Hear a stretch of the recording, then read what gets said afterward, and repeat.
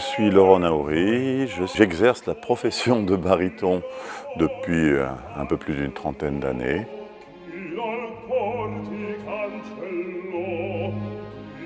D'aussi loin que je me souvienne, je chantais toujours pour mon plaisir.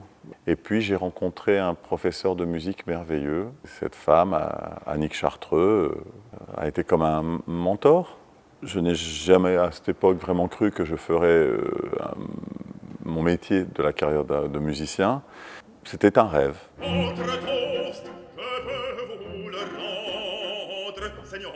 Pour moi, l'opéra, c'est des gens, je ne comprenais pas pourquoi ils chantaient comme ça, je ne comprenais pas pourquoi ils étaient souvent gros, je ne comprenais pas comment ils... Enfin bref, je subissais, mais il n'y a pas de fumée sans feu, un peu tous les clichés qu'on peut véhiculer sur l'opéra.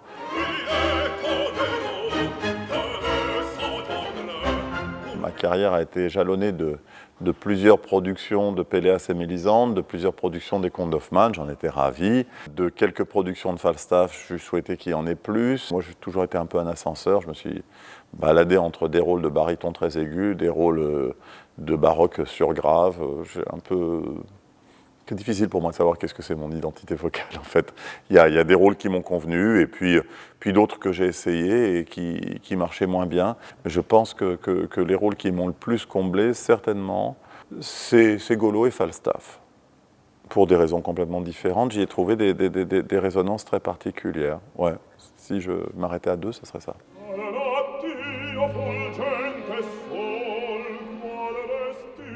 Dans Les Odes Figaro, quand vous faites le conte Almaviva, il y a un moment, une très belle phrase dont vous vous efforcez de chanter au mieux possible pour générer l'émotion que ça doit susciter. C'est le fameux Contessa Perdono à la fin de l'acte 4, quand le comte, honteux et confus, présente ses excuses à sa femme.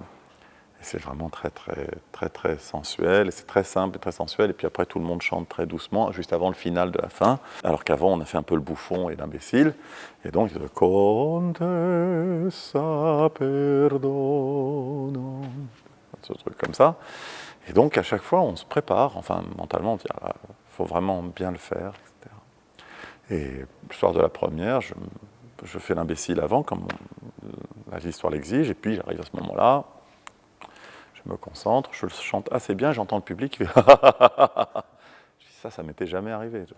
La première chose que j'ai pensé, c'est ma braguette, je sais pas. Bon. Et puis j'oublie, j'en fais. Mais deuxième représentation, les mêmes éclats de rire au même moment. Et aux troisième représentation, pareil, alors je vais voir l'interprète qui s'occupait de nous. Puis je lui dis, toi tu es dans la salle, tu peux me dire, il y a un truc dans le décor que j'ai pas vu et qui est drôle à ce moment-là. Il dit, non, c'est les sous-titres.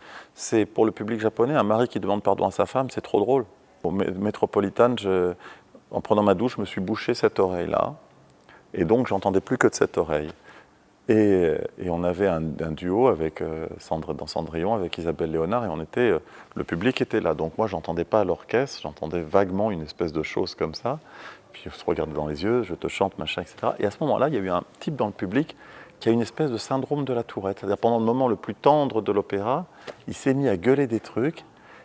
Et moi, je ne savais pas identifier ce que c'était. Je me dis, mais il y a quelqu'un qui... Enfin, et je la regardais, et puis elle chantait en me disant... le signe de continuer comme ça, et c'est uniquement en sortant de scène que j'ai compris ce qui se passait, parce que moi j'étais dans le Schwartz total. Voilà, ça c'était... Mais il a gueulé pendant tout le temps du duo très tendre. J'ai pas compris les insultes parce que je l'entendais pas, mais c'était un peu, ça faisait très Tourette.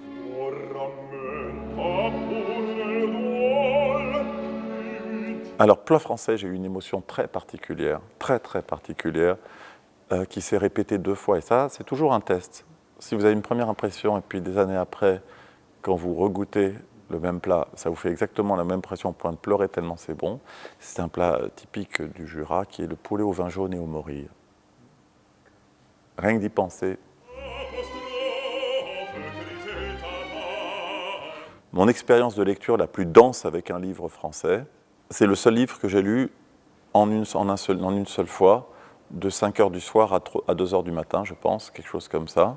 J'étais donc dans mon appartement, et puis je me dis, okay, il était 5h, quelque chose comme ça. J'ai ouvert Madame Bovary, je l'ai refermé à 2h du matin en me disant que c'était le plus colossal bouquin que j'ai lu de ma vie.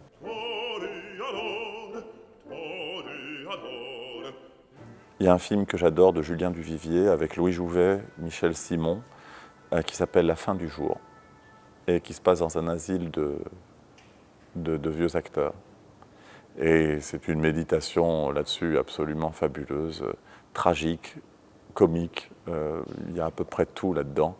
Et notamment cette phrase que j'adore toujours, Michel Simon joue un second rôle qui n'a jamais rien fait de sa vie, qui est un peu passé à côté de sa carrière de comédien, mais qui se la joue beaucoup, toujours en train de raconter n'importe quoi et de titiller toutes les vraies grandes gloires. Et puis il a dit, et je me souviens, ça devait être à New York, et il y a une vieille actrice qui passe par là et qui dit, oh mais arrête Cabrissat, tu sais bien, tu n'es jamais allé à New York. Mais je ne vous demande pas de me croire, je vous demande de m'écouter.